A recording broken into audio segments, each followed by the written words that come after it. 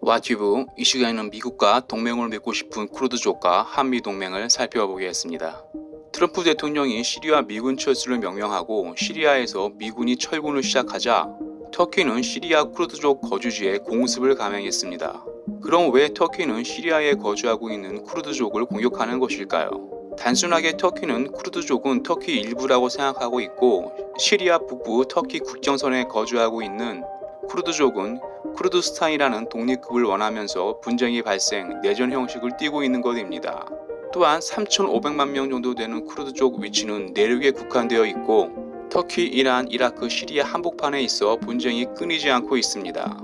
여기에 이란, 이라크 쿠르드족 거주 지역은 질 좋은 유전이 있어 분쟁을 부채질하고 있습니다.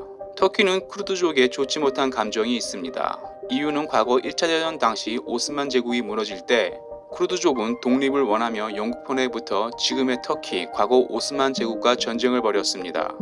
영국이 1차 대전 승리하고 쿠르드족은 독립하는 듯 했지만 영국 식민지였던 이라크 서기에 욕심이 있던 영국은 시간을 끌었고 그 사이 1923년 오스만 투르크에서 터키로 국호를 바꾼 터키는 세력을 확장하며 쿠르드족을 공격해 독립이 좌절됐습니다.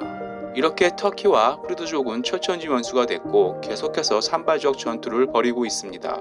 몇 년 전 이라크 후세인 대통령은 미국과 각을 세워 전쟁을 벌였고 IS라는 자칭 이슬람 국가도 미국과 결세 항쟁을 선포했습니다.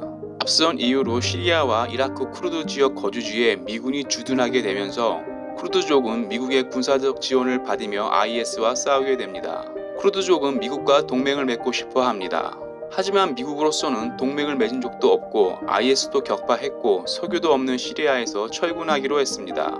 미군이 철군을 시작하자 터키는 기다렸던 듯 시리아 북부 쿠르드족 거주 지역에 공습을 감행했습니다. 시리아 쿠르드족 터키 공습이 시작되자 쿠르드 사람들은 철수 중인 미군 기지에 달려가서 미군에게 남아달라고 애원하고 있습니다.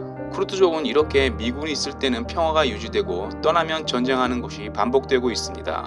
쿠르드족 분쟁은 석유, 인종, 종파 갈등, 국경선, 국가 독립 등 복잡하게 얽히고 설켜 도저히 풀 수가 없습니다. 즉 미군이라는 경찰 국가가 있을 때만 평화가 유지되는 지역입니다.